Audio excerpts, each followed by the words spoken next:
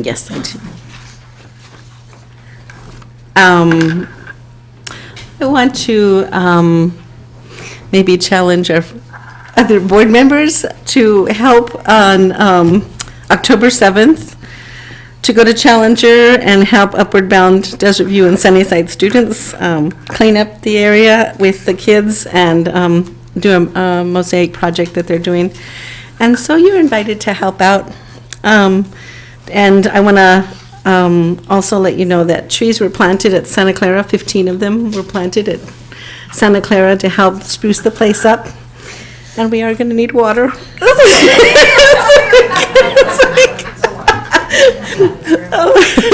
So, that's all for now. Ms. Dawn? Just real quickly here, I was able to go to the employee health fair that we had last week, and it was amazing. The amount of vendors that you all were able to bring to our district to work with our employees was incredible. I really want to thank all of you that were involved in getting everybody there. I talked to the majority of the vendors, and they were all happy to be there and happy to help out with our employees. There's such a diverse group of vendors that were there.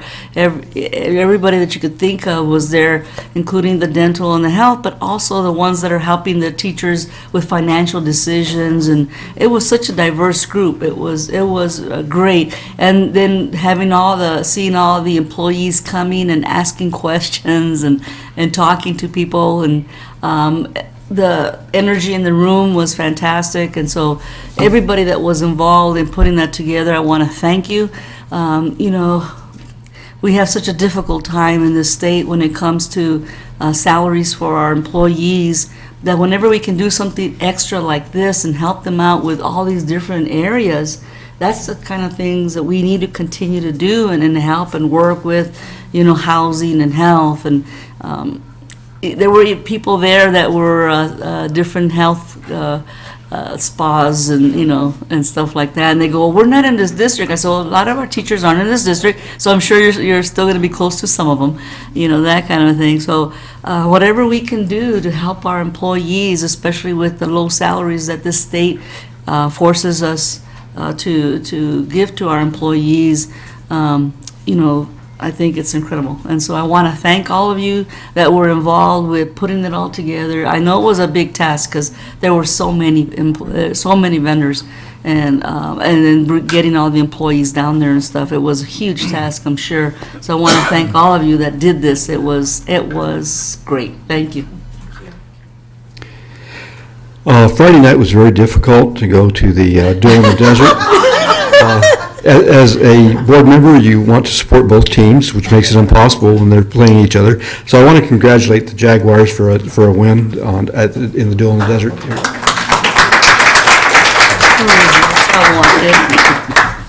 So that's all I have. Superintendent's report? Yes. Mr. Crouch, members of the governing board, members of the audience. I'd like to start with just kind of echoing the last Friday's game. It was a hard-fought battle there, and I congratulate Coach Bonillas. I know he's certainly was a coach there at Sunnyside, so I believe it was bittersweet for him to work against a team that he actually coached at. Very well coached. Congratulate Desert View. It was their homecoming that night. They did a really nice job of hosting, and so Principal Gastelum, thank you very much for your hospitality and making it a very, really just a great opportunity for us to collaborate as a community. So thank you very much. We have a Let's Get Growing at Sunnyside. So Sunnyside High School received their McCafe School Garden Kit on Saturday. The kit includes garden signage, coffee cards for the teachers, and helpful pointers to using compost materials like coffee in your gardens. Local McDonald's are supporting the project and reached out to Sunnyside as one of the several schools with gardens who will be receiving regular deliveries of coffee grounds. And I believe I have to thank Stephen Ujeda, teacher there, who actually helped make that connection. So thank you, Mr. Ujeda. Another congratulatory for Sunnyside High School. Sunnyside was recently awarded a $30,000 grant from the Fiesta Bowl Charities for replenishing the library set of Kindle devices, rejuvenation of the library's sports-related fiction and nonfiction books, and facilities improvements in the library. So congratulations to Sunnyside and teacher librarian Kate Street and Barbara McDonald for the successful grant application. Congratulations, ladies. Here we have trees for Santa Clara. So Santa Clara was a recipient of 12 shade cactus, just cacti, big, large shade cacti that requires very little water. Thanks to Ms. Quintero and the mayor. Really, thank you to Jonathan Rothschild's Adopt a Mayor program. Mayor has been, Adopt a School program, the mayor was sponsored, Adopt a Mayor as well. It's sponsored by Kingdom Morgan in cooperation with Trees for Tucson. So the mayor and representatives from the community were there at Santa Clara to help students plant the trees. It was a real tough ground, I heard, Oh, my gosh. to break through, but I think they helped out. Ms. Gallego, I think, broke a couple shovels there, so thank you, Ms. Gallegos, for your help. We have Desert Views cross-country runners. Listen to Abdi. He's discussing his training. He's a Olympian whose dedication and commitment to running is success in making 4 Olympic teams, 2000, 2004, 2008, and 2012. They ran at Pima College and University of Arizona. And thank you, boys and girls, cross-country coach David Lavara, for arranging the visit. And you can see a picture with our cross-country folks. A great opportunity to meet an Olympian. Here's some pictures actually from the health fair that Ms. Dong referred to earlier, a 5th annual Employee Health and Wellness Fair. Over 400 employees and 43 vendors attended this year's fairs. Employees participated with 94 flu shots, 54 biometrics performed, 41 mammograms, and a blood drive that resulted in 20 donations. So congratulations to our HR Benefits Department for this effort to keep us all fit. Thank you. We also have Champions of Worksite Wellness.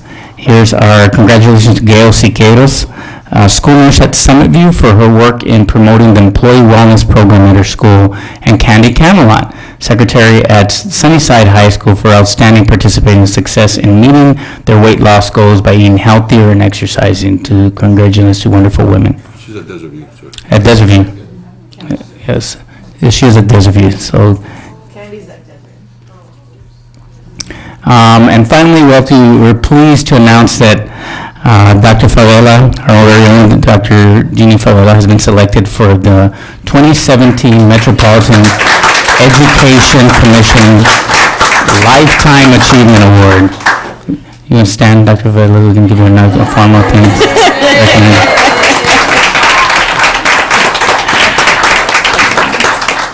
She will be recognized on April 29th, so mark your calendars. The Lifetime Achievement Award recognizes years of service as an educator and for distinguished achievement in promoting graduation from high school and improving academic standards at every level of elementary, middle, and high school programs, as well as to youth overcoming obstacles to obtain a high school education. Congratulations, Jeannie. That concludes our superintendent's report. Thank you, Mr. Holmes. Next item on the agenda is call to the audience. Do we have any cards? Okay, there's no call to the audience. Next item is consent agenda. Ms. Dawn? Crouch, I move that we approve the consent agenda as submitted. Second. Roll call. Ms. Dawn? Yes. Ms. Quintero? Aye. Mr. Crouch? Aye. Under general functions, I'd like to rearrange the order slightly and move item C up to the beginning. This is on the energy conservation measures, and Mr. Encinas. Thank you, Mr. Crouch, board members, Superintendent Holmes, and the audience. The governing board had a chance to discuss a proposal for the district to pursue, which will enable us to undertake 4 major areas of energy conservation, that being water, LED lighting, HVAC modernization for portables, and then last but not least, the bathroom renovation of all district restrooms in the district. Based on that study session, governing boards were presented with a financing package, which basically is whereby we're asking the governing board to approve the expenditure of $3 million worth of bond funds towards this project, with the remaining $10,616,000 being paid for from TEP rebates, Tucson Water rebates, and energy savings from the actual implementation and installation of new equipment. So at this time, unless the governing board has any questions, we respectfully request the governing board approve and execute the resolution that was attached, which would allow the district to proceed with Phase 4 of our energy savings initiative, with a full understanding that a guarantee savings agreement performance contract with Midstate, the amount of not to exceed $13,616,676 is authorized, pending and contingent upon legal counsel review and approval of the contract, and the final financing agreement subject to district legal counsel review and approval with, and I strike that needs to be stricken, with the bank pending final agreement of the terms. So it'll be a revision. So you just add the bank. Yes, with a selected bank. Ms. Dawn, you had a question? Yes, I was going to ask it earlier and I forgot, I'm sorry. But just really quick, the $3 million is coming from the bond money. Yes, ma'am. And has this gone through Bach, and what was their reaction? Yes, ma'am. The entire project, this whole project was presented to Bach at our last Bach meeting on September, last Wednesday. And Bach recommended the governing board approve proceeding with this project as presented. Okay. Just to explain to the audience, BOC is the Bond Advisory Committee that our board has set up to review projects and advise us on them, and to give a view from the community on what we're doing in the projects. But that's what the acronym BOC stands for. Ms. Dawn? Are there any, if there are no further questions, I'll go ahead and make the motion. Okay. Please. I recommend that the governing board approve and execute the attached resolution, which allows the district to proceed with Phase 4 of our energy savings initiative as submitted when it is with the selected bank. The resolution does not specify a specific bank, it's just with the bank. Okay. Yes, sir. Thank you. A second. Roll call? Ms. Dawn? Yes. Ms. Quintero? Aye. Mr. Crouch? Aye. Motion passes. Next item on the agenda is the demographic study and capture rate report. Mr. Baca?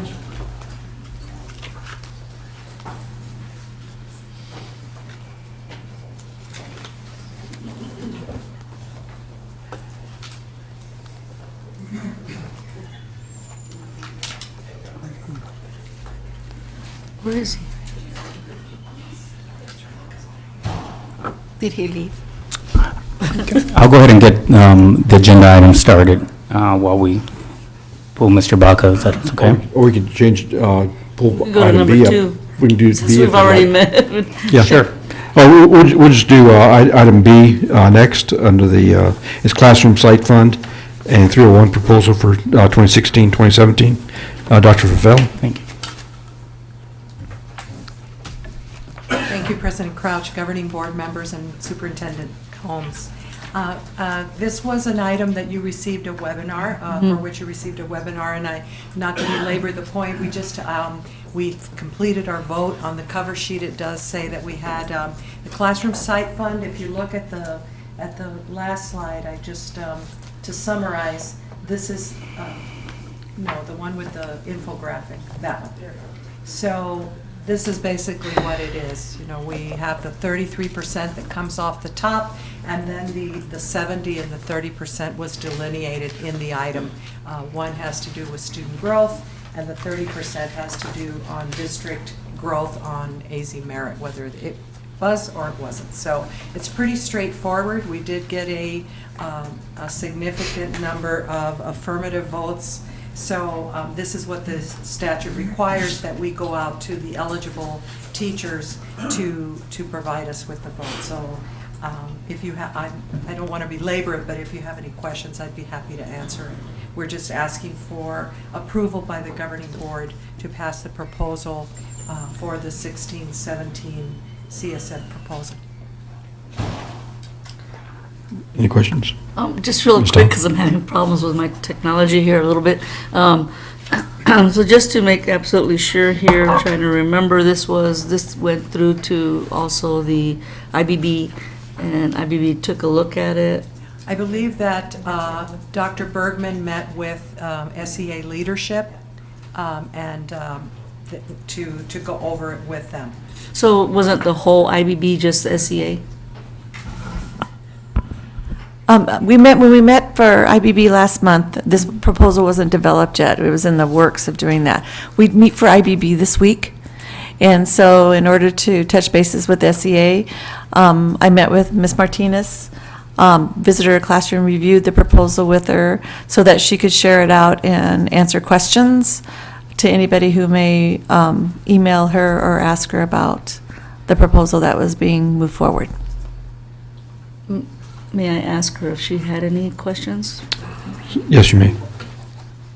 Could you please come to the, I just want to ask you real quick, did you have questions from the teachers on this proposal?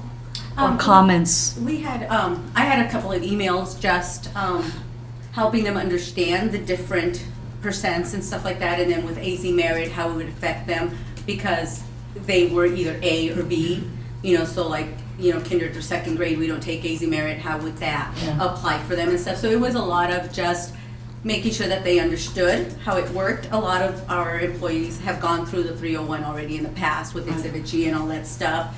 And then Dr. Bergman was kind enough to come during my lunchtime to my classroom to walk me through, just to make sure that I, When you were understood answering how to answer questions? the questions. So Right. we were able to talk, like in my building during the staff meetings, I was able to email teachers who had specific concerns, or they were able to email me and stuff like that.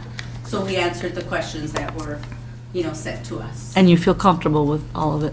I feel comfortable understanding it, and I feel comfortable that those who did ask questions got their questions answered.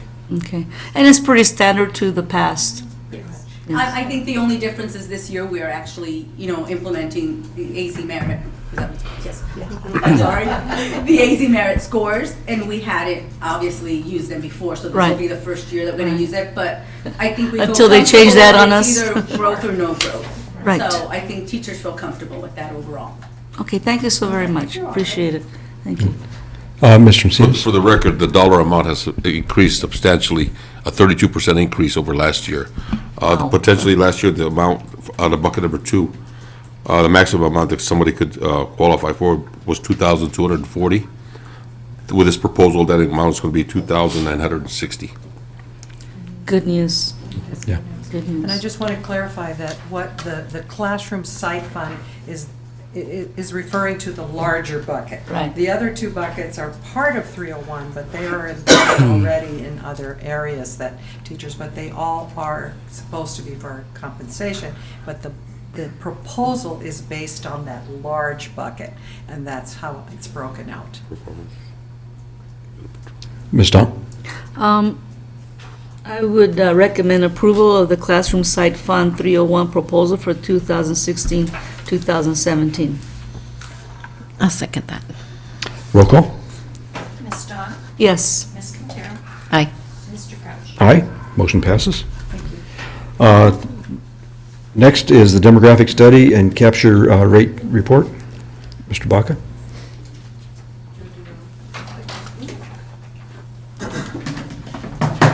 Thank you, President Crouch, members of the board, Superintendent Holmes.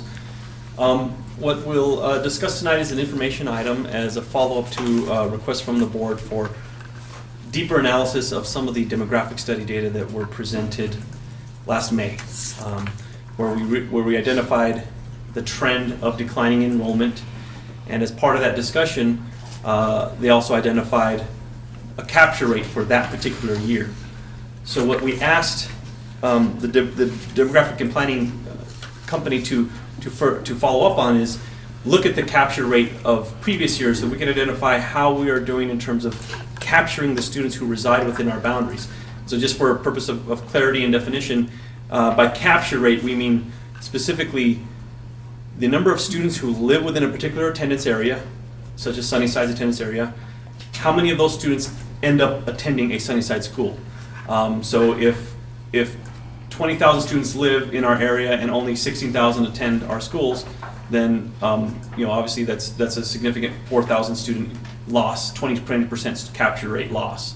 So what we've done is, in working with this company, we provided the previous year's data from our 2013 school year and our 2010 school year, and we asked them to utilize the census data from those years. And some of those census data are estimates. Some of them are actual census. The 2010 actual census data were used, and the 2013 estimates were used. And through that process, they completed this analysis. What I'd like to point out is kind of these highlights here.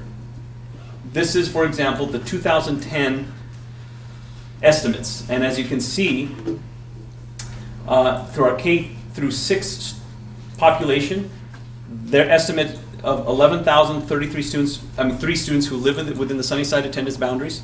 Of those 11,003 students, 9,405 actually attended Sunnyside School District back in 2010, which equates to a 85.5% capture rate.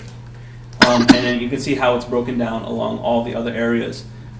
The net total for K-12 is roughly 69.2% students in that 2010 time frame for capture students.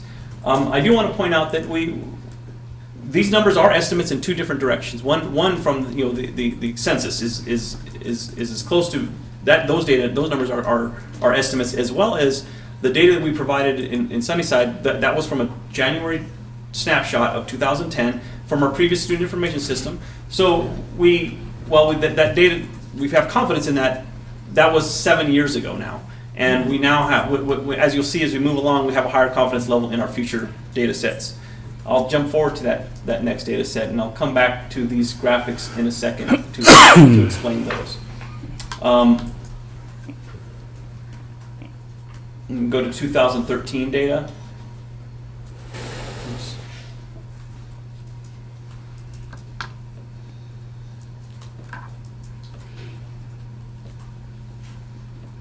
So as you can see, this represents a slightly different number. The estimated population stayed roughly the same, roughly a little over 20,000 students. And our capture rate did increase from 69% up to 73.6%. So you can see that while the population stayed the same, our capture rate slightly increased. Now moving to the most current set of data, we see again what rings true with our demographic study in terms of loss of population. The estimated population in our attendance areas dropped by approximately over 1,300 students, but our capture rate actually continued to increase.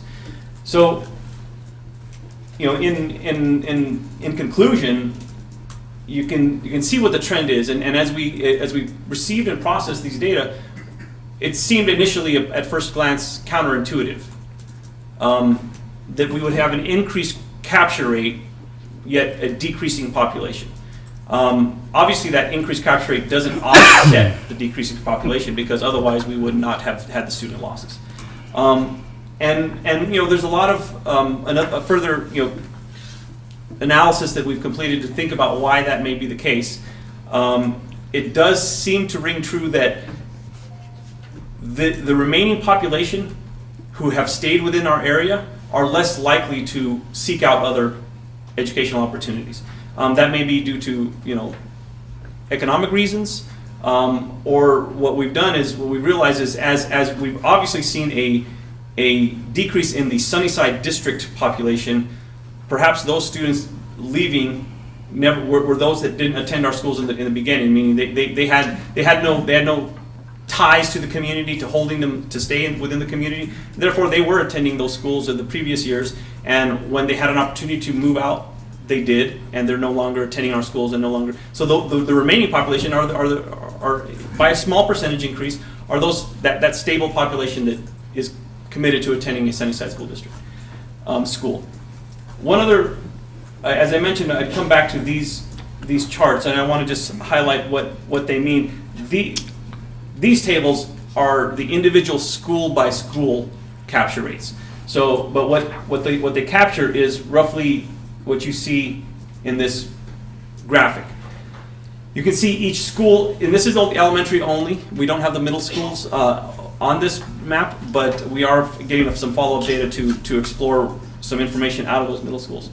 But what you can see here is, as we look at that, what the capture rates were for each year that we looked at, elementary school by elementary school. And again, some of these things are... Excuse me, Yes, sir. Mr. Bucket, Mr. Holmes has a question. Just to clarify, these capture rates are the aggregate capture rates of K-12 students by area. So let me say that again. So what we're seeing here, and Mr. Buck, can you go to the actual the data that's driving the precedes? Actually, it's after the the precedes. That's right. That if you look at the aggregate. So let me back up. So if I look at specifically Los Niños Elementary School, that has an 83.3% capture rate that's specifically stated in the map. That's the aggregate capture rate for kids K-12. If I looked at just Los Niños, going back to that, if you look at Los Niños capture rate just for elementary school students, and I'll have to see because that little, it's hard to, for Los Niños, it's actually 85% of their capture rate for K-6 students in that area. So I just want to make sure it's not misleading that the capture rate is not just for elementary school students, it's an aggregate capture rate of K-12 students in that area specifically, and the chart itself actually outlines that. So I just want to clarify that. For example, I'm going to just use another example. As we look at how we address recaptions, I think it's important to notate that. So if I look at Mission Manor with aggregate capture rate of 92 for 2016, if you can go down all the way to their aggregate capture rate, next one, is 92.3. But if you want to, the elementary capture rate for JK6 students in that area is actually 102%. They have more kids attending that are actually, so there's obviously other kids. I mean, just to give you, but what lowers the aggregate is just the capture rate of high school students that live in that area that are attending school. So I just want to make sure that's real clear there. It gets a little muddy when you just look at it by attendance zone. And Ocotillo really represents more the whole Sierra feeder pattern, not just Ocotillo. And the data in the actual charts that's in little size 8 font is is what clarifies that in a little bit more detail, and can be lost in translation if not pointed out in the presentation. Thank you, Mr. Holmes. Mr. Baca. So as we saw at the beginning here, this slide kind of summarizes the entire the conclusion, and that conclusion is that our capture rate isn't decreasing. Our capture rate seems to be increasing slightly, and therefore, that's another piece of information we can use when looking at what we can expect for the future, and what we can possibly consider strategies and other means to mitigate the decreases of our students, and perhaps school by school area. These data points can help us determine where there can be a focus. If we see a particular area like Mission Manor capturing over 100% of students attending that school at the elementary level, may not be the same strategy we would use at Craycroft, where there's probably a much lower capture rate. So with that, please, we're happy to answer any questions. Ms. Dawn? Yes, interesting you mentioned Craycroft. That's one of the things that I saw, that the difference between Craycroft now, which was 72%, versus years in the past, they were much, much lower in the past than they are now. And I think that that goes well to show in the past, unfortunately, the area was growing. We had a lot of growth in the Little Town area, but we weren't seeing it at Craycroft, obviously, from the the numbers that we had there. But now we have good numbers in Craycroft, and the little town area is now coming back to us, I feel. There was a lot of people, I think, that were leaving us from the new developments. The new developments that are out there in that area were going to that other district. But I think now they've seen the great things that are happening at Craycroft, the great things that are happening at Lawfer, the great things that are happening at Desert View, and they're staying. They're going to their neighborhood school, which is Craycroft, Lawfer, and Desert View. So it made me feel really good to see the numbers of Craycroft. So that was one of the things that I noticed that I felt good about. Summit, another. But I think when I was taking a look at that and all the numbers, little font, big fonts, the thing that I feel is that we're doing it in extremely, we thought we were losing them in the elementary, remember? We were talking that we were losing in the elementary. We thought it was too much cable. We didn't know what was going on. But now we see that our elementary schools are actually doing pretty well. They're not doing so bad. But it seems to me, 102%, but there other ones had, also some good numbers. But I feel that and the middle schools weren't that bad either. The middle schools were holding their own. But I feel that where we're still having some difficulties is we add the numbers that include the high schools. Yeah. So I think one of the strategies that we have to continue is working with our students at that level, starting at the middle school, because that's, we have middle school dropouts that never make it to high school. But, really working hard with our 7th and 8th graders to get them to understand that they drop out. There's very little for them out there anymore. But, maybe one of the strategies, and I don't know how you all feel about this, could be taking some of those 7th and 8th graders to Desert View and showing them at Desert View, look at all the cool things that you can do. Taking them to Lawfer, taking them to, well, no, they're middle schools too, but taking them to the Sunnyside High School and showing them what are some of the great things that you will be learning that you can then take to the future. Whether you go to college or you go through a JTED kind of program, look at the neat things that we're doing. And once we get the construction building built, take them to STAR and let them see what is happening over there with construction and the big machines and big tractors and stuff like that. So, I think we need to get them excited at the middle school so that when they get into the high school, we don't start losing them. Because the numbers are good until you also add the high school numbers. And so I think we have to still do with the elementary and the middle school, but I think our strategies need to also include what are we going to do to keep those freshmen. We started to keep our freshmen in there, but I think we need to do more. So I was going to just add to your discussion.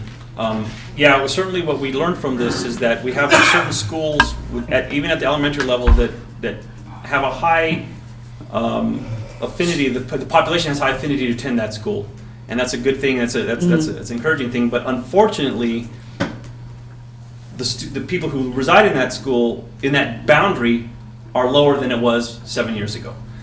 So while we have 100% of the students, let's just say it for purposes of discussion, in the Mission Manor boundary, that 100% may only represent 500 students, whereas before, 10 years ago, that might have been 550 or even 600 students. Because we had more. Exactly, and so that it's we have two different directions that we're looking at this, and just because this is relevant to the discussion, our declining enrollment is an absolute certainty, and it's right. real, and we see it, and we just completed our 40th day, and with that 40th day, we have a very high confidence level in the number, or what we can expect for our average daily membership for this year, and it does represent another approximately 400 student decrease from the previous year.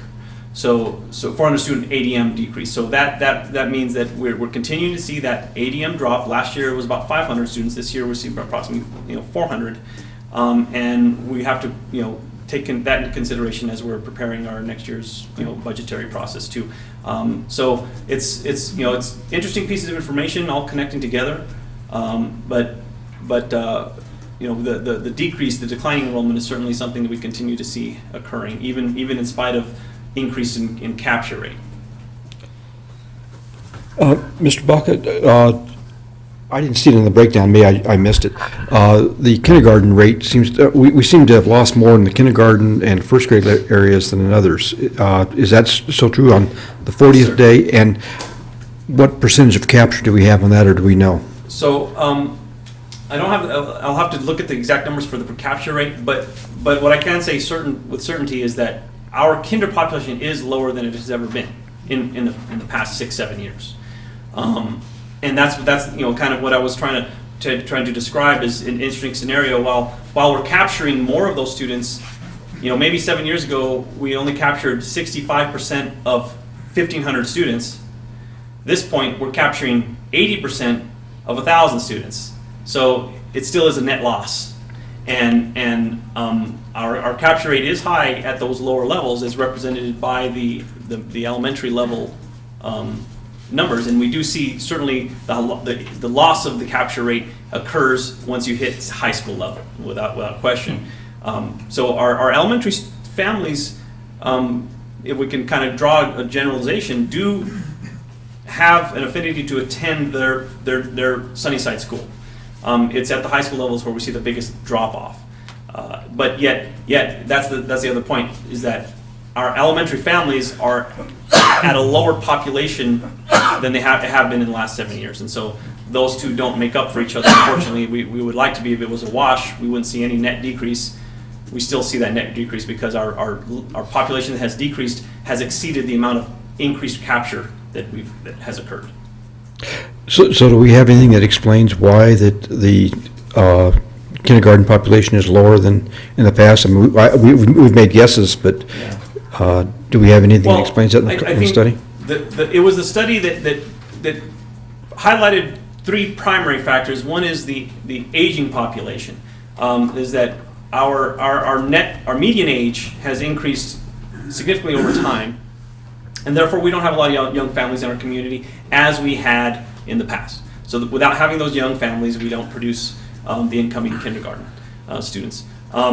We also, what was discussed, and we don't have any hard fact to support this, but as we all felt like a decrease in this population, in the Sunnyside population, is certainly going to have some impact, or is going to be caused in some form by legislation that is anti-immigrant or anti-migrant, and that is a contributing factor. We can't calculate that value, but we suspect that that's a strong contributing factor. And then thirdly is the lack of housing development in this community.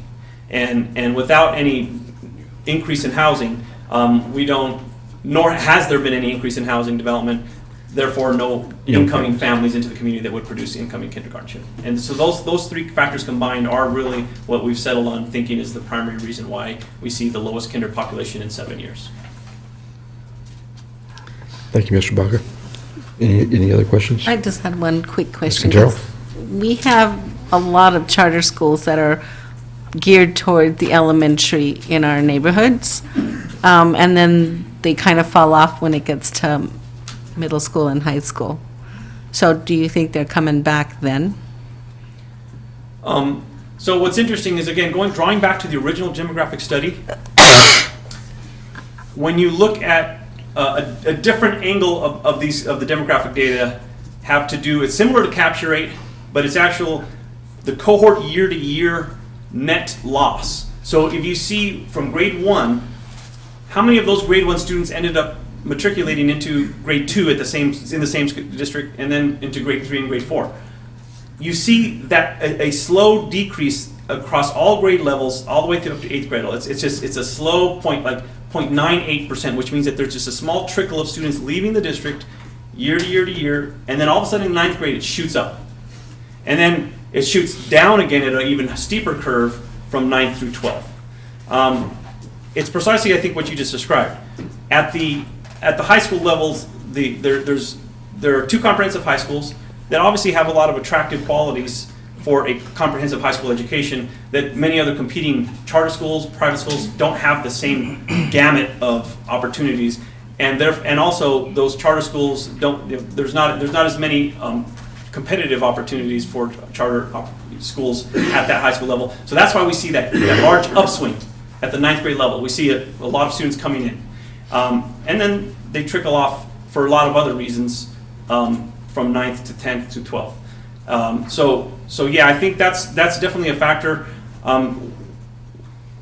It's too much I think to draw a conclusion about how charter school competition is impacting this number. We certainly know that those 20-some% of students who don't attend our schools, or in this case it's, 22%, who don't attend our schools, we can't definitively say it was charter schools, private schools. Maybe they're just open enrolled out to Vail and TUSD. That's a much more difficult number to quantify. But we do know that those aren't in our schools, and so they must be attending elsewhere. Mr. Holmes? And the other factor that we had a lengthy discussion on is that parents make choices also based upon where they work or where childcare lives. And so those are also hard to quantify. That it's not a matter of not being happy with a school, but if Nana lives in TUSD and that's who's taking care of the students, then they're highly likely to enroll in the school closer to grandmother's house, whether it's in our area or not. And so quantifying those very real anecdotes that I think are certainly ones that we resonate with and know is out there in our community is also very difficult, because it's not a matter of being happy with the school, it's a matter of convenience of childcare or being close to work. And so those are all influential, and how much of a percentage of that, roughly 17% at the or 19% at the elementary school can be attributed to that versus school choice versus private schools, because we also have folks that are making private school options. I had a lengthy conversation with Ms. Foster and Dr. Dawson, and we've got a large number of students at elementary. I want to say almost 500 that are choosing private school options. And so these are all just contributing factors that play into how we strategically look at recapturing students. And so that makes the strategy a little bit more complex, as well as we're looking at one size fits all for that approach. If I may add, President Crouch, to that same point that Mr. Holmes just mentioned about school choice may be about more than it could be a matter of convenience. The inbound students, our outside of district open enrollment numbers remain high. And high is, how do I characterize high? Well, it's about 1,500, between 1,500 and 1,600, and which we find to be both interesting and encouraging, because that number, despite the net decrease of enrollment, that number hasn't decreased by the same rate from year to year to year. So it doesn't seem that if it were a decision that families are leaving our schools out of dissatisfaction, we would likely see the same trend occurring at that population level across compared to the entire population. And while we don't see that, so there continues to be over 1,500 students open enrolled from outside of Sunnyside's boundaries into Sunnyside. And again, that may be a matter of the convenience. Maybe a lot of those students are children of teachers who work at Sunnyside and are bringing their students to attend. And obviously we have some new opportunities too with the new fine arts school that's drawing open enrollment and all those other things. But that is, I guess, I would characterize that as an encouraging small facet of how our population continues to stabilize in that area. Any other questions? So the nanas in this community are helping us, whereas we're not having a lot of kindergarten kids, but the nanas are helping us by bringing in other kindergarten kids from throughout the city. Yeah. Okay. We need more nanas. So if we increase the nanas in this community, we can increase our enrollment. Excuse Thank me. you. Thank you. Any Any other final questions? I'll go unlock that computer, but I don't want to walk away. Thank you, Mr. Baca. No, I think it's all the questions. Thank you. Thank you.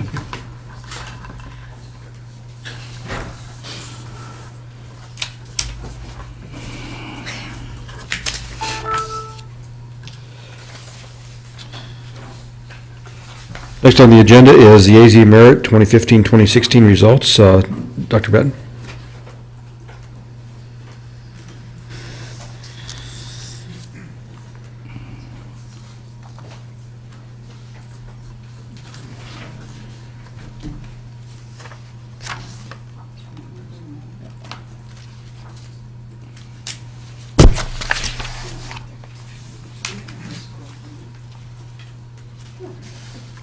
All right, good evening.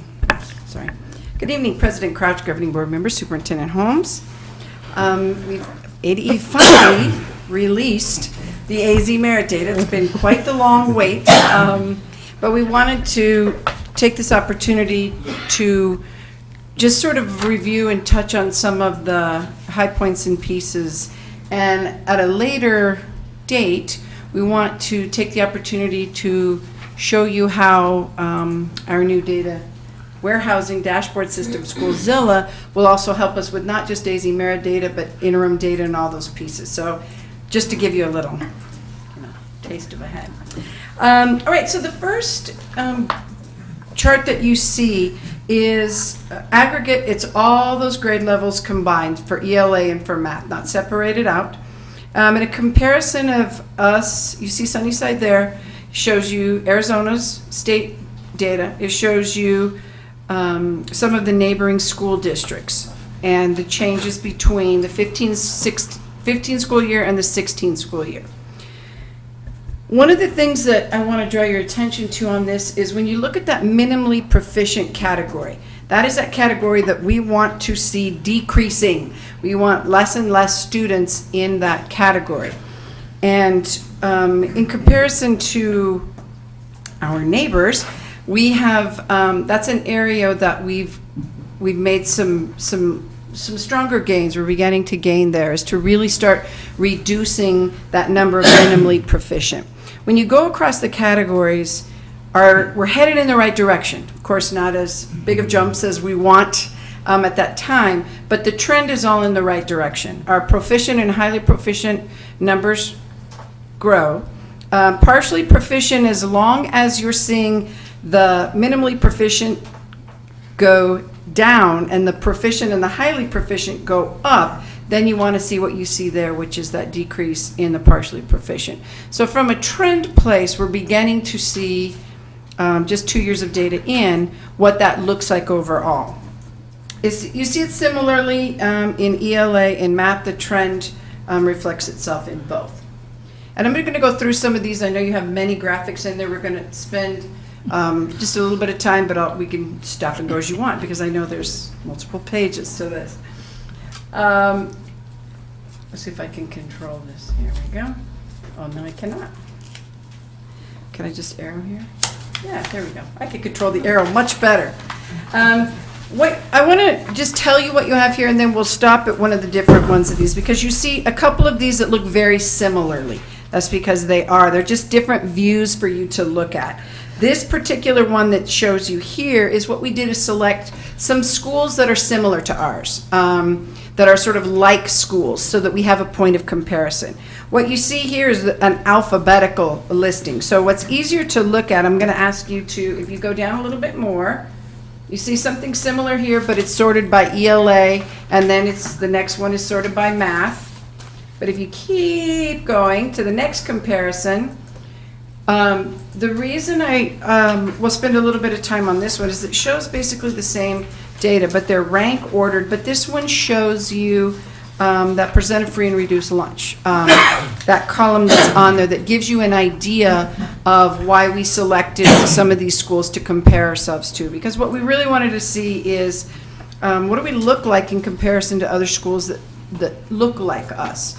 And so we're seeing some of those same trends. We're seeing some similar scores, some lower, some higher, of course. But when we look across at schools and districts that are like us, we're seeing that we're competitive in those areas, both in ELA and in math. So that's something that is important to us, because it's sort of that balance between, we have high expectations and we know where we're going and what we want to do, but we also want something that we are using to help as a guide on the side to say, how are we making progress? And when we can look at schools that are like ours, that helps give us a little bit clearer lens as we continue to do that work and continue to move forward.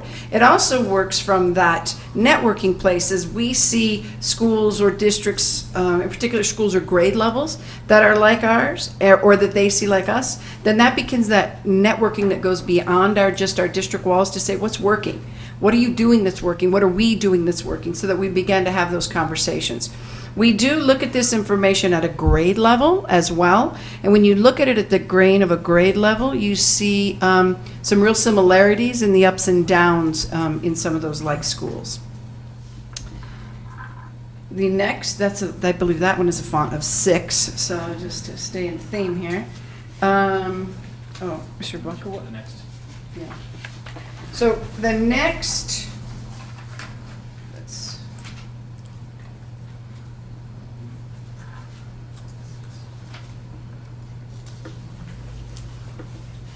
yes, look at that one. That one's a font of 4. We're going down in font size, as you know. So, thank you. So what you have here is, now we're looking at it at that grade level look. We're taking a look down just a little bit more. What you see on the left side is our Sunnyside grades, and it gives you the 15 score and the 16 score. On the right side, you see where Arizona is, so we have that comparative point.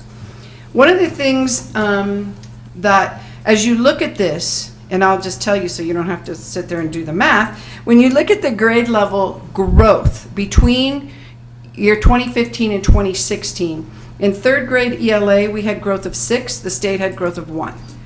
In grade 4, we had growth of 8%, they had growth of 4%. In grade 5, we had growth of 15%, they had growth of 14%. They, like we're not part of Arizona, but we are. Grade 6, we had 5%, the state showed 2%.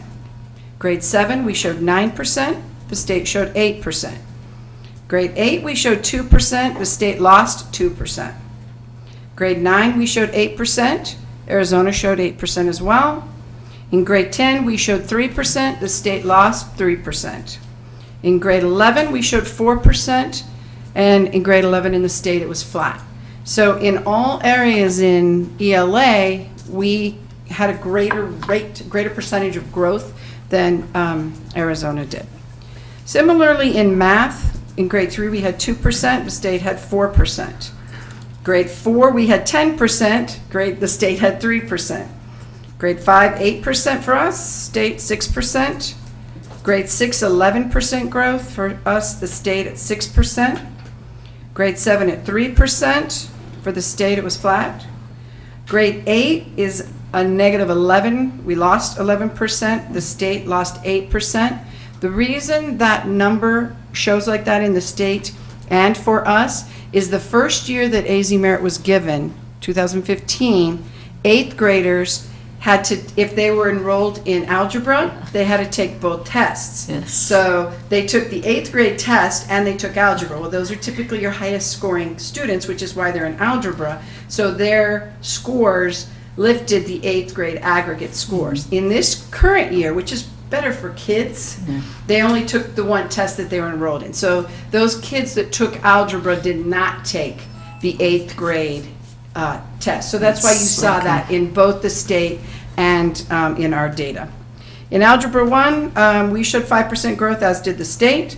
In Geometry, we showed 7%. The state showed 3%. And in Algebra 2, we lost 3% and the state stayed flat. So just to sort of give you that overview look at growth in a little bit different way as we compare to the state at the grade level. And then I think I have to do another one. Let's do this one.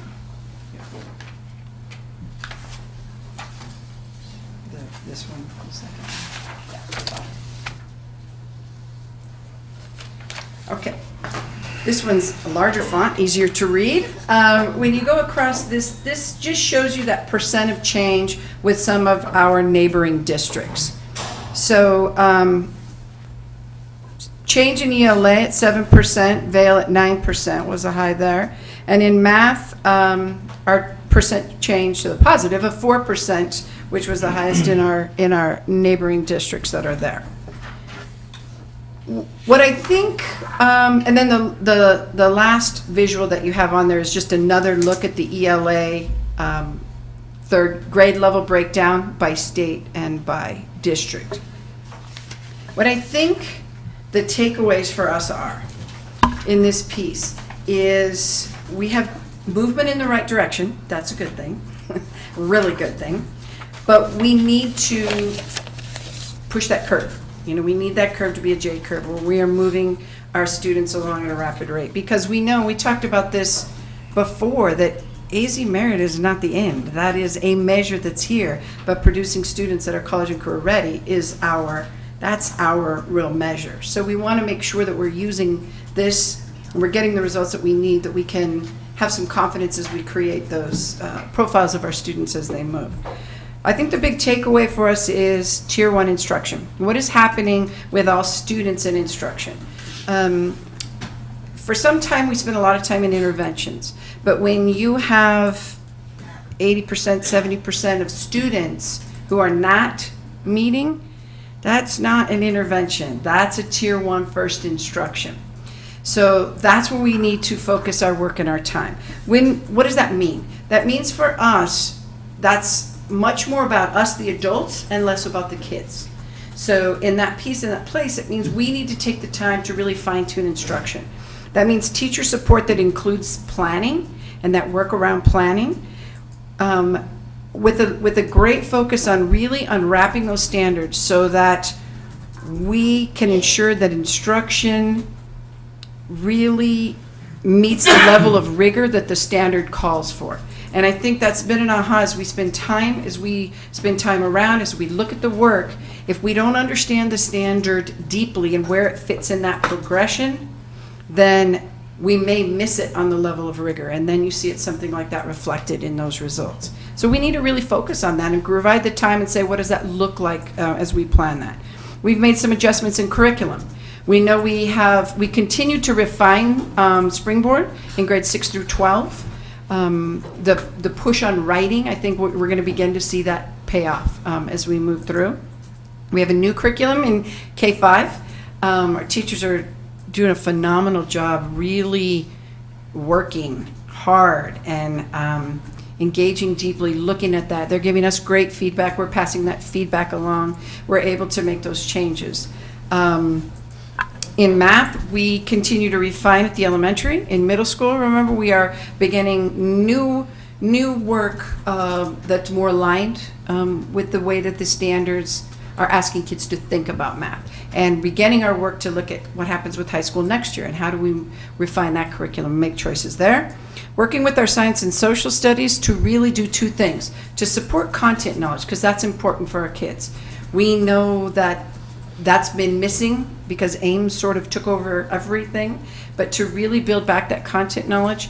At the same time, how do we use that content knowledge in those content classes in science and social studies to help support the work that's in the standards, both in the math and the ELA. Also continuing to look at our special populations, our ELL students, our gifted students, our special ed students. Where are they in the data? What do we need? How do we support them? How do we scaffold differently? You know, what do we continue to do to make sure all of our students are supported in that way? Once we begin to make Tier 1, that first quality instruction, really strong, then we start to look at Tier 2 and Tier 3. Because then we should be getting to see more and more and more of our kids meeting, and that really gives us the ability to zero in on addressing those needs of Tier 2 and Tier 3 intervention for students. It's more specialized to really address individual needs that are there. When we look at the assessment grades, we have AZ Merit is an annual test. I mean, it's how many months now in the past? It still matters for us to get a good look. It matters for us to look at adult things, curriculum, instruction, sort of what are those big trends. We do interim tests, which gives us that quarterly look. It sort of helps us look at instruction and alignment, some of those pieces. Our big focus also is then on that formative, on that minute by minute, what's happening in the classroom. That's where our teachers gain the most ability to make just-in-time decisions that are directly related to learning. So that's that whole kind of scope of an assessment system that we really want to work for and through. But we wanted to take the time to go back, let's look at the AZ merit, what do we know? 2 years in, we're starting to see some things play, another year of data. We're hoping to see a sharper upward trend, but to continue to see some of the same things, just bigger than we have. That's questions. Dr. Benton, just a couple questions. Sure. One is the standard, or is the evaluation to the AZ merit a good evaluation for the college and career standards?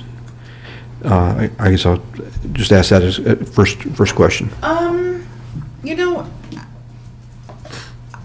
I think it's pretty close. I think that it's real hard to capture anything specifically. What I think is powerful is the math gets beyond algorithm, in particular at the elementary grade. So it really gets to what kind of mathematical practices are they using? What is the thinking? It gives you a better look at understanding, do kids truly understand foundations, or do they just know how to put in formulas? Do they just know how to do that sort of rote mathematical work? And the reason I say that is with the old standards, in particular at elementary, and I can say this as a former elementary principal, we got some false positives because we would see kids come out in 5th grade and we were doing pretty well in Ames math. You know, we kept going up and up and up. And then we had trouble. We had failure rates in algebra that were high. We had kids struggling in middle school math. And when I came to the district, and Ms. Holmes made me look at middle schools more in depth, what I quickly realized is it was an elementary problem because the standards took us as teachers to a different place. And so this assessment in math really takes a different look at the way they're measuring that mathematical understanding. It's difficult. It's difficult to test, it's difficult to take, but it's much closer. ELA, because they have writing back in and you're seeing that combination, I think it's closer. I think, you know, it's so new, we still don't really have a solid grasp of it. We don't get the same kind of granular reporting on AZ Merit that we did from Ames, and so it requires us to kind of look a little bit deeper or see. But I do think there is alignment between the assessment that's given and the standards. Not perfect alignment, but I think it's representative. Okay, thank you. The second question was, or I don't know if it's a question or a statement. Looking at the state results is depressing and looks dismal. Even with a fairly sharp increase, it seems to me like it's going to take too long to get there. Is there any way we can accelerate that? I mean, is UVA an option, or what's going to help us get ahead of the state on the curve? You know, I think truly, and it's been interesting that you mentioned UVA, because the UVA schools really introduced us to this concept of 90-day plan and really looking at the 90-day plan different. We have used that this year with all of our schools, and the way we focus the 90-day plan is very different from school improvement plans that we've used in the past, which is we need to give schools permission to not try and do everything, because what we do is we see this much need and we do these broad brush strokes and we don't get any results because we're trying to do too much at one time. And it's really hard to narrow your focus and stay true to it and then take the next thing. But I think that's something we've learned from the work with UVA, and it's something that we're really working with our principals in our schools right now to really say, how do we narrow our focus to identify what is a problem of practice that we can fix that's going to hopefully give us some exponential growth on the other end? And I truly believe that the better we have true understanding of what the standards are asking our kids to do, and that we take the time and we give teachers the time to really look through that as they plan, it changes everything from that moment on. It changes the way we instruct. It changes the way we formatively assess along the way. It changes our expectations of what we look for in writing or reading or their literature responses or whatever those pieces are. So the strategy that I think is going to have the greatest payoff is the deeper we can get into understanding the standards, first part. Second part is really then saying, what is the evidence that tells us kids are learning that? Not that we're teaching it, but that they're learning that. And so how do we build in those evidences? What are those? That's where that formative assessment concept, that what's happening in the classroom constantly. It's giving teachers information about where students are in their learning, rather than just sort of later on, here's another quarter, let's check it. Oh, here's another quarter. It's too far. It's too far out to do that. So really, I think that focus on what it's asking kids to do, at what levels, and then really working to plan to say, are we building that in with what those evidences are to track as we go? I think it's hard to not want to sort of reach for a solution, and we've done that in the past, and it's just, we got to put in the work. We got to do the time. We got to look deeply. We have to have a deep understanding, and really, how do we give that? How do we guide teachers with that? Where the lead teacher concept is a big part of how we help think about that. How do we help principals think that through? I will tell you, as a curriculum instruction team, we meet every week and constantly have that conversation to make sure we are in schools a lot more, because it helps us get that real picture, not what we think is going on, but what really is going on, so that we can provide those supports or ask those questions or think out loud. Thank you, Dr. Beckman. I believe we have fantastic students and we have fantastic teachers. Yes, and we do. we just Just putting it all together now. we need to put it together. So, We need more time. Ms. Dawn? When I walk into the classrooms in the high schools, the middle schools, and the elementary schools, I see some incredible things going on in the classroom. Some, even in the middle school, they're doing things that I can't figure out how they're doing, because it's such high-level things. In high school, very high-level things. And yet, the scores are concerning. I'm happy that we're going in the right direction. I'm happy that we are increasing in the ELA and also in the math and in the different levels. I am concerned still, though, because even in comparison to our other districts that you pulled out that had similar students, those similar students might not have gained as much in the last 2 years, but they're still, their scores are still much higher than our scores. And so that is concerning. What I would like to ask is, we've had the UVA schools now in some of the sites for a couple of years. So not knowing exactly which ones were there from the get-go a couple years ago, but I know that all of you do. Have you had a chance to look to see if there's any changes? Are we making good progress in those schools that have already been there, doing it for a couple of years? I'm not talking leaps and bounds, but are we doing better in those schools than we are in the schools that didn't have UVA at the beginning? So, yes, not 100% across the board. So this is year 2 for them. And so we have 1 middle and 3 elementaries that are in there. So we've had some growth in grade levels. Looking at percentage of growth, we've had some real strong growth, but it's not like this huge shining beacon yet that says we should do everything that way. I think for us, it's really been this summer spending some time, once we got the data, spending some time and continuing to say, what pieces of that are really bringing some growth? So we happened to be at Summit View a couple weeks ago doing DLT visit there, and had an opportunity to see some of their teachers and talk with some of their teachers about the data literacy piece. So they've invested a lot of time and energy into really understanding data literacy. How do teachers use that data? What data they use for what? Because oftentimes we'll take just assessment or a data, and we'll make instructional decisions when it's like, that's a different set of kids, that's 6 months ago, all those pieces. So I think you'll see some of the practices, and the other dynamic that comes into play for those 4 schools is they have sort of focused on different things. Talent management. If they, Los Niños in particular, spent quite a bit of time last year really in that talent management, making sure they had the right teachers in. They had a lot of vacancies, a lot of subs, they had a lot of turnover. So Los Niños focused on talent management. Rivera focused a lot on the standards work, and they saw some pretty good gains across the board. Summit View spent a lot of time on data literacy.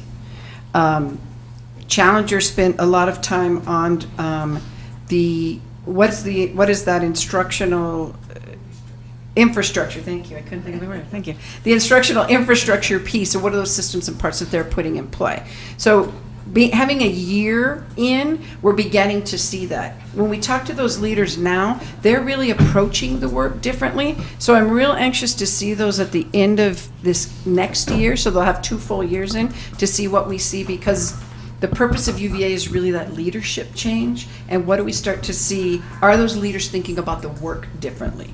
So we're really trying to kind of really look at what practices seem to be making a difference, and then how do we, because the rest of our principals don't have that in-depth training, like they've spent days and days and days and days in training, but how do we apply those across? Because the whole purpose of UVA is to be able to build capacity. So what do we use from those lab schools, those 4 schools, that can help give us gains as we move forward? So we're beginning to see that, probably more at the end of this year. You have, sorry. Go ahead. You have mentioned the 4 different things that they're doing. Is there any one of those 4 that just really shot up the academic scores? I'd have to, my gut tells me yes, but I have to look at the data more closely. I think, especially in the subgroups, that's the next piece of data that we're really going to spend some time looking at. I think the work that they're doing with their teachers on setting up planning with their teams that really gets deep into understanding what the standards are. That's part of the reason we keep raising that to be the others. Those are the teachers that you saw more gains with, or those groups of kids where you saw greater growth, within that piece.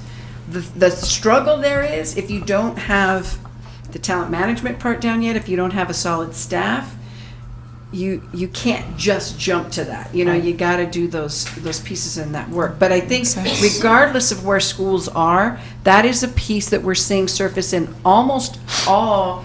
Ms. Rico and I have been meeting with all of the schools one-on-one, and Ms. Utter, to meet with their 90-day plans, to really not just put a rubber stamp on them this time, but to really push them to think differently about the work. And in almost every plan we've looked at so far, they have that strategy in there of really looking at unwrapping those standards. Mr. Holmes? Just want to add to Ms. Benton's comments and some of my observations on the continued work that needs to be done. Because from a curricular standpoint and working with teachers, there's a lot of promising practices that we're seeing across schools. We're just at Santa Clara today, and we saw some amazing work from some teachers in a school that has chronically had issues with performance. I mean, that's the data showing that. But really committed teachers who are committed to the curricular decisions that we've made and spending a lot of time. That goes to our point. I mean, so some of the challenges that we're still seeing is finding enough time to get into a real complex set of curriculum that I still believe is the right decision, that's going to require more time to get into. Because where we're seeing the application of that, we're seeing some significant changes in how learning is happening in those classrooms, moving away from a very teacher-directed classroom to one that's more student-led, and where you see students actively engage in the learning on their own. And we saw that today at Santa Clara. The areas that are challenges for us that we're taking on this year is the data literacy and access to data. So data literacy, as was eloquently stated last year by some of you teachers, it's part of the challenge is the access to data. And so one of the challenges to the team and one of my own personal goals is to develop a data system that's actually going to be user-friendly, because that's, if we're not using data to make decisions, we're just running off of personal anecdotes, and it makes make us feel good, but the data has to show some type of growth. So that's a continued challenge that is a big initiative for this year, to get better data systems and better access to data, and that available to teachers while we have those expectations. The other challenge, quite frankly, and why we're seeing some of this challenge in the data is I don't believe we have the right design and model and support for our English language learners and for our special populations and special ed. And so those two areas are big challenges for us, that is challenging the team to look differently at how we're going to support that work. There's great ideas out there, but we have swings and pendulums all the time, where we go from very low expectations to curriculum is inaccessible. And somewhere in the middle, we got to strike that right balance for making sure we're pushing the expectation of what students can do, at the same time creating developmentally appropriate access to students in those areas that we know we're continuing to struggle in. And I'm not convinced right now we have the right models in place. And so that's a challenge to the team and to all of us here, is to make sure if we're going to improve these scores, we have to also simultaneously work on those special populations of students and figure out the right solutions to support them in those classrooms.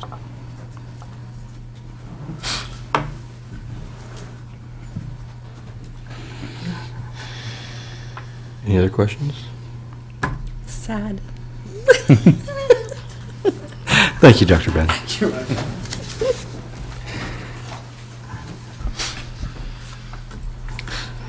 Next item on the agenda is the draft of the Sunnyside School District's health and wellness policy.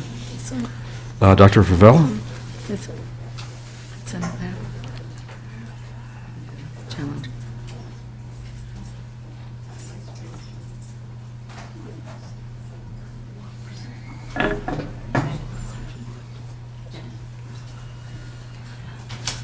Thank you, President Crouch, Governing Board members, and Superintendent Holmes. I hope that the webinar, while lengthy, I hope it was helpful for you. I realized that it kind of went on and on, because I wanted to make sure that I provided the background for this, that this is not new, but it is a revised version of the Healthy and Hunger-Free Kids Act. This is the final rule of the USDA Department of Nutrition.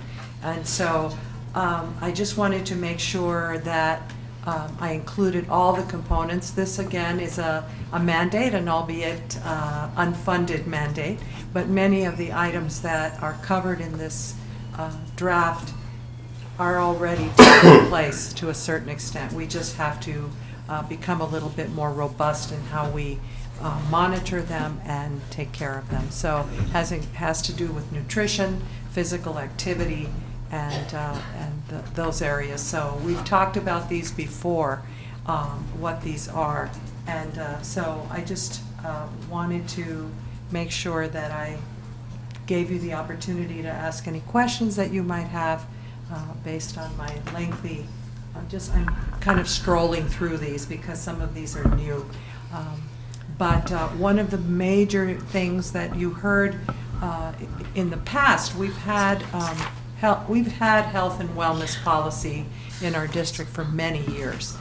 It's just an issue of maintaining that standard of what we have in the schools during the school day is important. What we provide for students, what we offer students, what we sell to students has to conform to the Smart Snacks standards. So sales, competitive food sales, things like that. And then the specific about including physical activity at some point. That's a challenge because of the day is so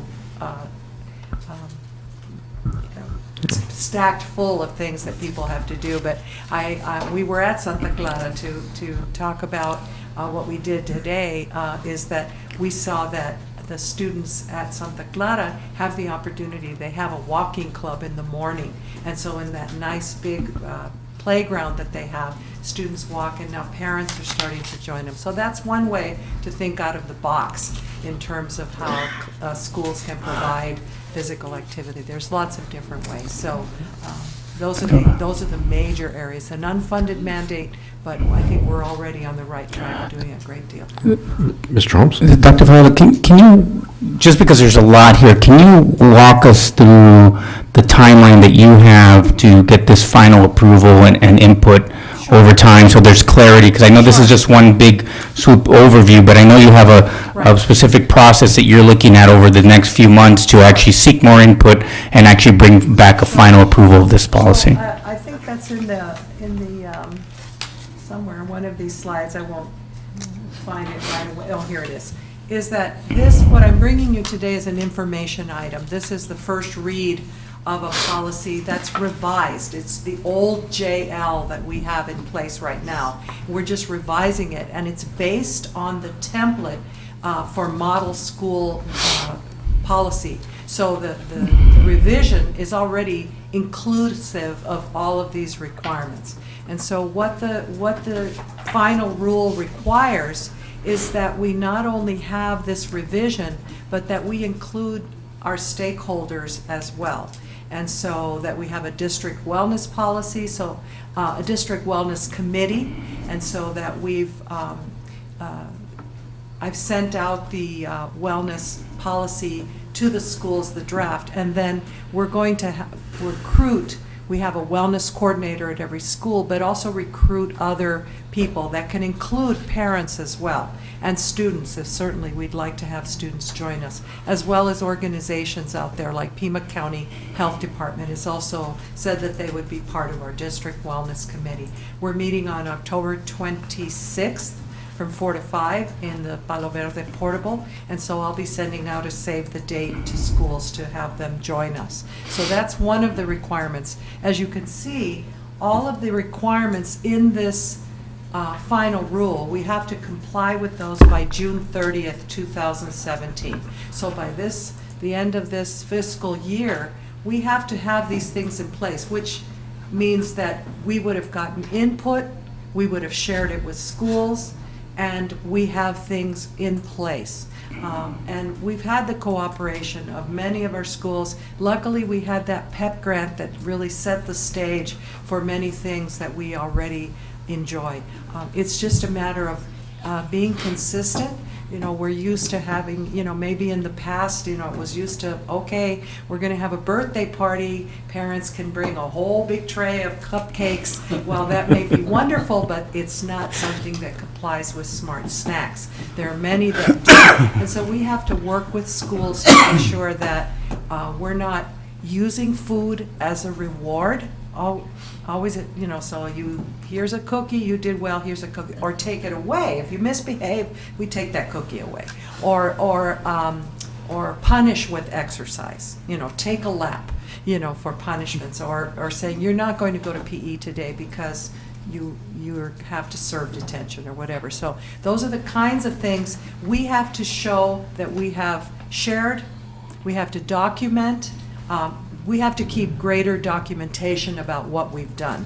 And so those are the things that have to be implemented, and make sure that we've identified the steps that we're going to follow, how we're going to document, and then how we're going to make sure that we prepare for that state oversight, which is that triennial assessment. I'm not sure how the state is going to take, how that's going to go, or who's going to be monitoring, but that's according to the requirements that we have documented how we are implementing. So I think that's the major, not just to adopt the policy, but to document how we are in compliance with the final rule. I think that's their greatest, and again, it's many things we're already doing. Midnight to the last bell, 30 minutes after the last bell, we have to be in compliance. So snack vending machines, competitive food sales, all of those things, fundraisers, what we offer students, what we sell to students during those times, have to comply with the health and wellness policy. Just out of curiosity, Dr. Ravella, if we're not in compliance by June 30th of 2017, are they going to remove our funding for this unfunded mandate? The unfunded mandate, then they come and they. That's true, there you go, there you go. And ultimately, what we are all striving for is not so much just compliance. We are all striving to be healthier. And we know that students and staff, and we've had some wonderful things going on, just like Ms. Darn, you mentioned the health fair, or things that are already going on, some of those with our employee coaches, that we have exercise classes. So we all know that better nutrition, more physical activity, and hydration, those kinds of things are in the long run going to help students become more active in the classroom, because it's good for the brain as well when we have. So it doesn't mean that kids are never going to be allowed to eat another cookie as long as they live. I mean, that would just be unrealistic, but that we just strive for things. We see more gardens cropping up in the, no pun intended, in the schools. And so that food security, and also that garden to table approaches. So we have things like that in place already. And again, it's not just compliance. So I don't know what the sanctions would be on that. I know Mr. Oakley also, when his department is audited, one of the things they looked for is, did we have a draft of this wellness policy? And again, we're using the model for the model wellness policy from the Alliance for Healthier Schools. That's how we modeled our policy. We've made some little changes, so if you compare it to the old one, it's quite different. It's quite different. We took everything that was in many of our exhibits, that we have JL plus all of the exhibits. This policy and in its entirety will replace all of those. So in the policy bridge, when it's adopted, you will see this, not all of those exhibits on what we can sell, what we can't sell. Here's a list of things that are alternatives. It's already listed in here, and there's websites that you can go to for more information that schools can have. Hey, what are some ideas? Let's think out of the box. Let's get kids involved. Student advisory. Mr. Holmes meets with student advisory once a month, and boy, they are very good about giving us input about what they like and what they don't like, and discussions about why we offer certain things and why we don't offer certain things. Hot Cheetos and a big gulp is just not going to do it on a daily basis. We're not going to be very healthy. Although, we all love that stuff, but if I ate like that every day, I'd be dead in a week. And so, because it just isn't good for us. A little bit of that may be okay, but over time, we just need to increase the nutritious choices that we can have. Ms. Dong? I feel for those school districts that didn't do what we did in the last 5, 6, 7, 8 years. I feel that even though there are some changes that have to occur as far as the written policies are concerned, a lot of our practice is already there. We did a lot with the county with that grant. It was great where they came and they helped us with all these areas, especially with the exercising, and I'm really glad that we have in our elementary schools sports, and the kids are doing sports after school in our elementary schools. Right.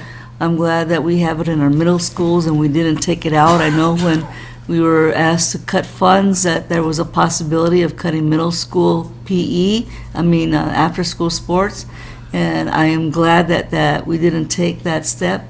Because you're right, it's extremely important that we make sure that these students are exercising and doing what needs to happen as far as that exercise piece and their health is concerned.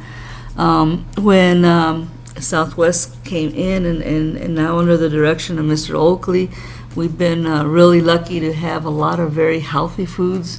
I went into Elvira a few weeks ago, and went through the cafeteria towards the end just to get to my car, and was able to see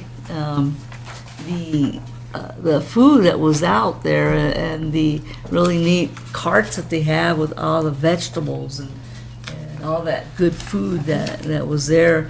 And I know, seeing, in the past, his reports, how he's doing this at a lot of the different school sites, and that as many as he can, and then the other ones just making sure that they have the right servings, the right amounts, and the right nutrition, and the right count, and it's a lot of work, and I know it's a lot of work, and he's doing a great job. I'm sure when he looked at this presentation, he also saw where they recommend, or the webinar rather, where they recommend that any flavored milk was put to the very back. That's some smarter lunchrooms, kind of. Yeah. Hide that chocolate milk. I'm giving him a little bit of a hard time there. He's back there. But he's been very no, cooperative. He's been yes, wonderful. to work with. between the Southwest and his direction and all the things that the sites are doing, the principals, the teachers are doing some incredible things also with the kids, and what the district is giving opportunities to make sure that our middle schools don't stop having sports after school and things like that. I think that we're way ahead of the game. I know we gotta dot our i's and cross our t's on a few changes of their policies, but if you take a look at what we are already doing as a district, I think we should commend ourselves for what we have. We did this stuff before they asked us to do much of it. Absolutely. We did the vending machines way before they asked us to. We had Pepsi Cola CEO here and talking to him about what our needs were, what we wanted, and they made some changes, and the district made some changes before the state made it a law that we had to do this stuff.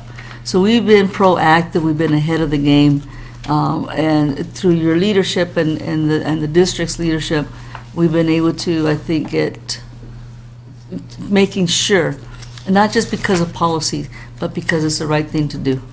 And making sure our not only our students, but our employees and our community are healthy. Because a lot of the things that we do have extended out to the community. Exactly. And so I think this district should be commended for our health and wellness approach to the community, to the students, and to the employees. Thank you. That's right. Any other questions? Ms. Quintero, you had I just had one real quick one. You gave us a lot to read. So, since I'm not done yet, This is an information. this is information, and so I will have more questions later. Sure. But you're meeting October the 26th at what time? 4 o'clock. And did you do this purposely, because it's right before Halloween? Well, I wanted to make sure that in looking at our, kind of the big picture of where we want to be by June, that we at least have the opportunity to introduce this. This is not going to be the only meeting, but that we at least call it, and it's true, Halloween. I remember, if you remember when the students used to come from next door when Los Ranchitos was open, and they'd come and parade through and with their costumes, and then they got a bag of goodies at the end. Yeah. Remember when we started moving away from strictly candy, and at first they were like, raisins, what the heck? They felt double cross, but we really started moving away.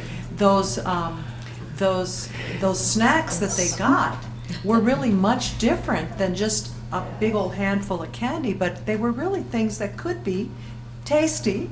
But they, it took them a little time to realize, oh man, what happened to the Snickers? It was, and so they got raisins, they got granola bars, they got whatever, those kinds of things. So it really wasn't meant. I really didn't think about it at the time. I wanted to make sure, as I looked at the whole year and what we have to complete, and make sure that everybody's aware, and that we've had an opportunity for everybody to give us input. We'll put this on the website, and so that everybody can have access, and it's being translated also, so that everybody can have access to see what we're doing.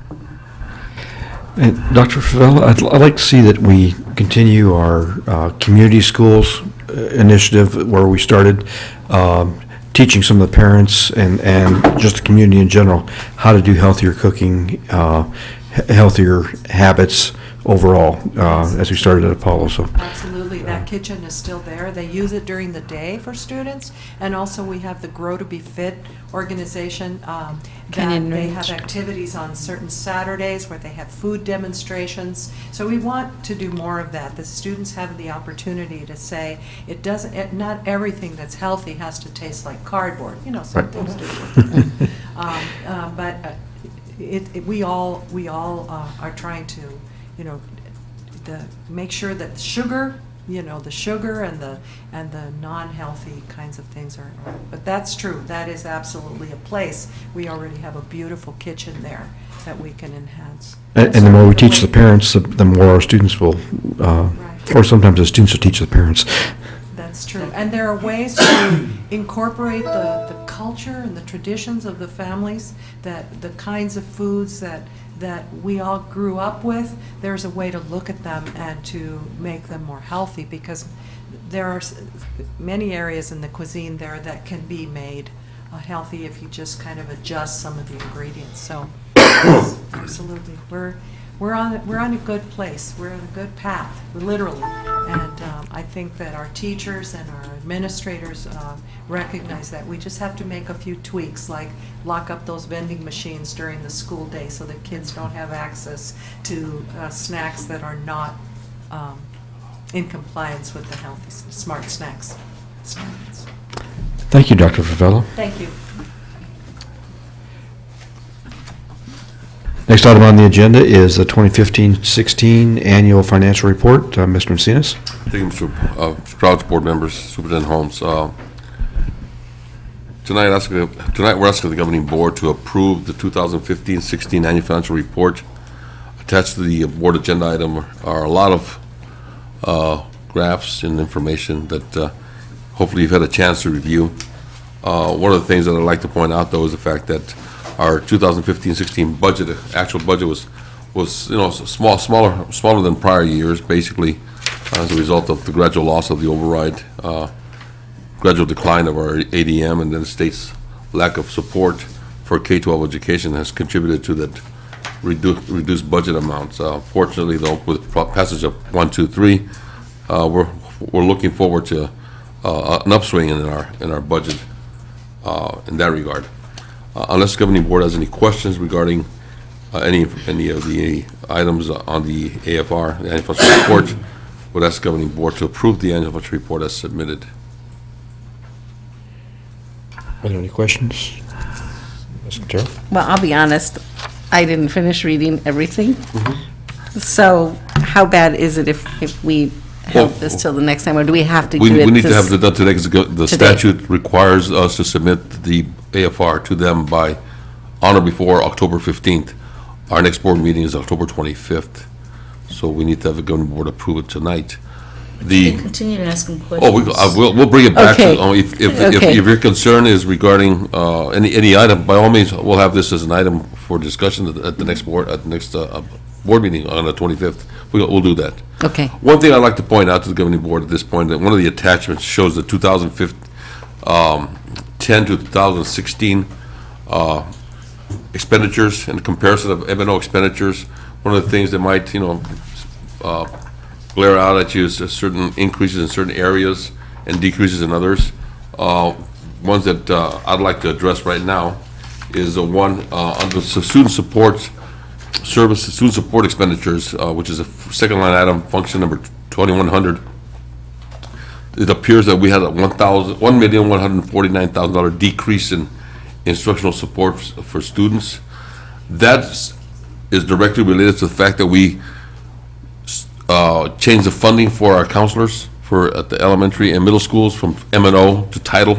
That was about $1 million. The other area, which appears, looks like we had an increase, is general administration, $971,000 increase from the prior year. That is directly related to the requirement to change the reporting of the salaries for assistant superintendents, the CFO, the CIO, the HR director, what are you, Deb? Okay. All those individuals in the past were reported under either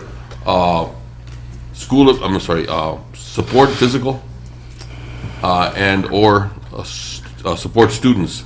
Now, because of the way that the indirect cost rate has to be calculated, the direction is that individuals who work directly for the superintendent and their support staff member, their secretary, have to be reported under function 2300. So that's why the increase of 971,000 in that function. So there was not an increase in expenditures of administration, rather a shifting from one function to the other. So,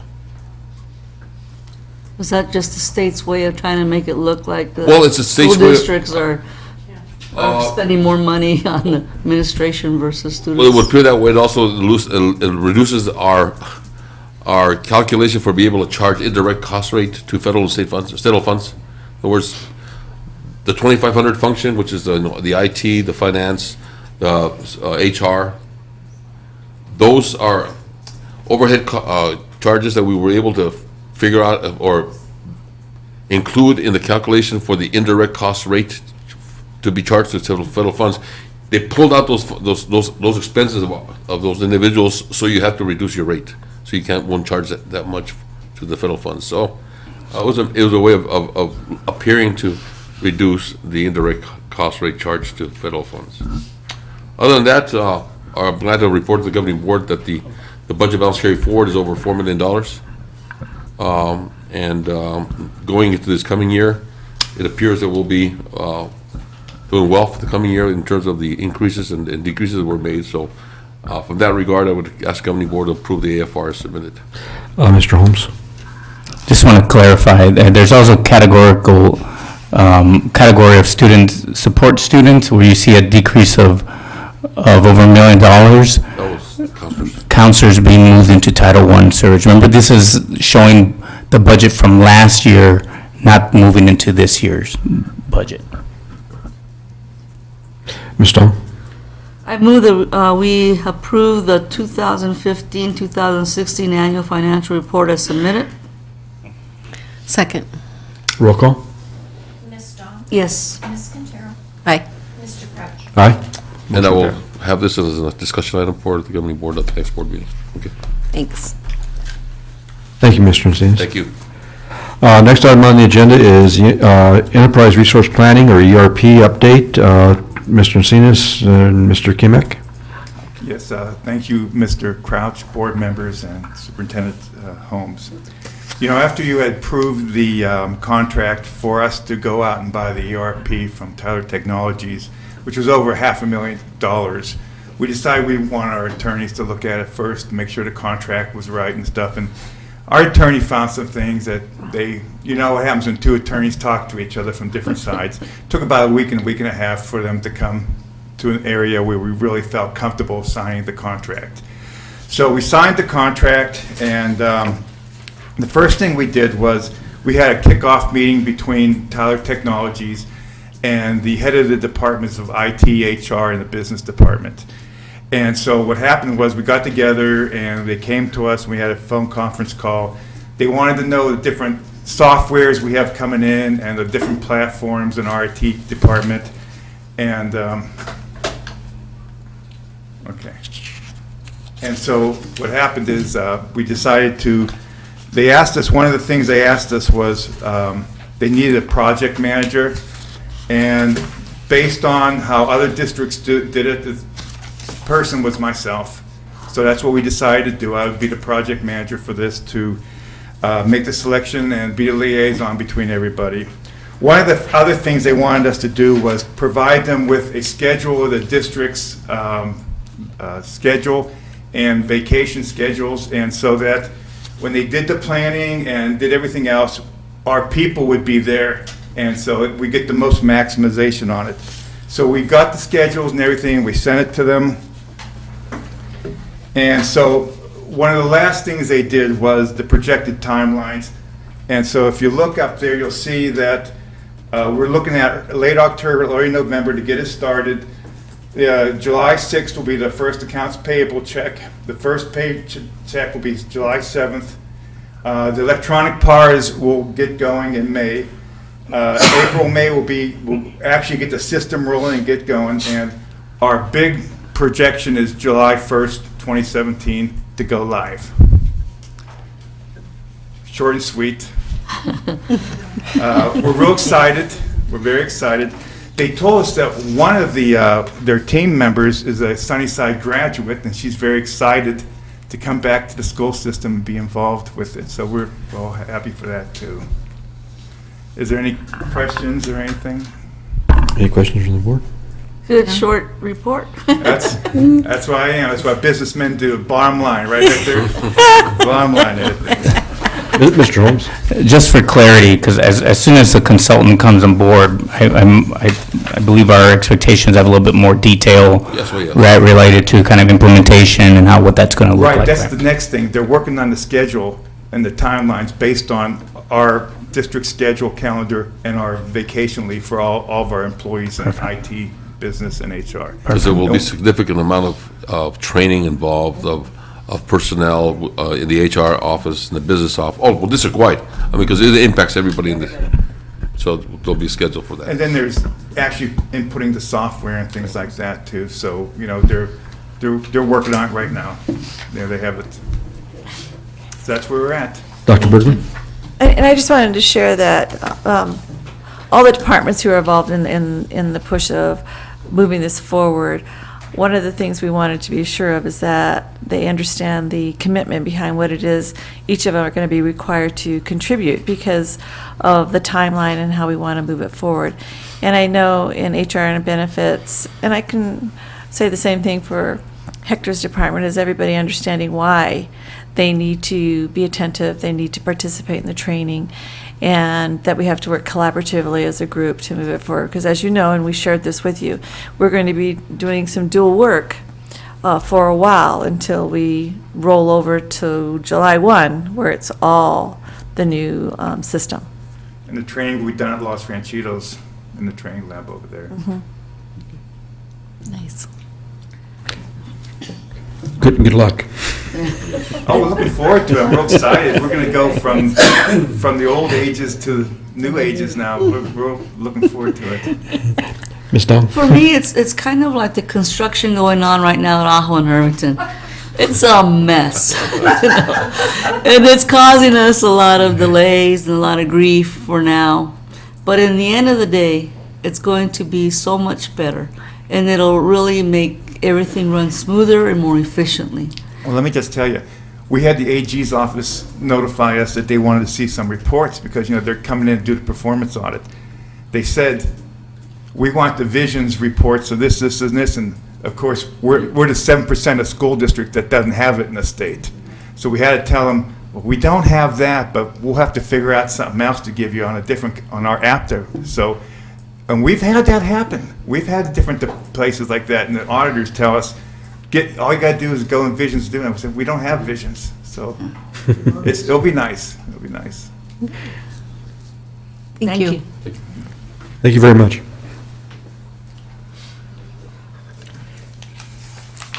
Next item on the agenda is the ASBA Law Conference recap. I think last time we did hit a lot of the information that we had gotten in different, because we went to different things and we were able to do quite a bit of that. The only thing really that I just want to reiterate right now is the meeting that I went to that dealt with current year funding and the difficulties that that's going to cause our district as well as other districts, but especially districts that are losing some enrollment. It's going to be okay for 1 year, but then it's going to really come back and bite us. And because our enrollment is not, from all the projections that we have been hearing tonight and we have heard in other board meetings, our projections are not for us to have a fast increase of any type of enrollment, but to continue for a while here the downward enrollment. So because of those two combinations, I think that we have to be really diligent in how we're spending our money. I'm glad to hear the presentation at the beginning of this board meeting that talked about ways that we're going to be able to save and how we're going to still be able to address our needs and yet utilize creatively the funding that is out there. I thought that was extremely creative way to address the difficult needs that we have out there with energy and with, at the same time, with the restrooms. And I feel that we need to continue to do that type of creativeness in our thoughts and in our process of thinking of how we're going to address different things in order to survive the next couple of years until we get somebody to realize that this is crazy. This current year funding is just another way to make sure that we're not successful.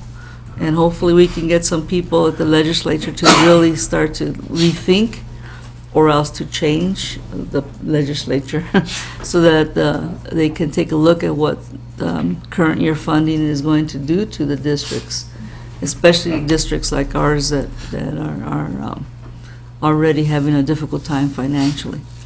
So basically, that was one of the things that I really got out of it. Everybody's upset. There was a lot of people inside of that workshop, and everybody was upset with what was being said, and there was absolutely pretty much no solution at this time. We just are going to have to try to deal with it as best we can and as creatively as we can. I know Hector can be quite creative, shall we say. So, hopefully we can continue to do some of the things that we're doing so that we stay above water here and still continue to address the needs of our staff when it comes to wages and benefits. And I know we've looked into different things as far as benefits are concerned.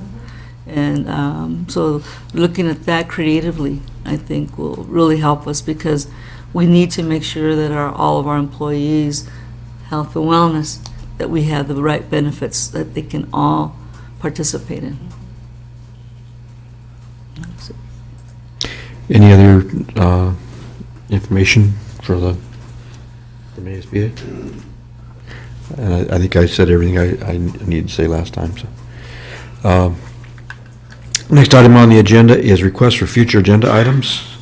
Are there any requests, Ms. Dong? I think because of time here, we should go ahead and put onto our agenda for at least the beginning of discussions of the transgender issue and restrooms and those kind of things, just so that we don't wait till something. I mean, we I think need to be proactive and just start at least discussing what are some of the policies, what are some of the court cases that have occurred, and what are some of the things that we as a district value. And how we can get ahead of the curve? And how Yes. we can get ahead of that curve? Yes. Is there a second? Second. Roll call? Ms. Strong? Yes. Ms. Quintero? Aye. Mr. Crouch? Aye. Are there any other issues or any other items you'd like to add to the agenda, future agenda? Not at this time. I'll make a motion that we Please. adjourn this Ms. meeting. Quintero. Roll call. Ms. Strong? Yes. Ms. Quintero? Aye. Mr. Crouch? Aye, meeting adjourned. Yay. When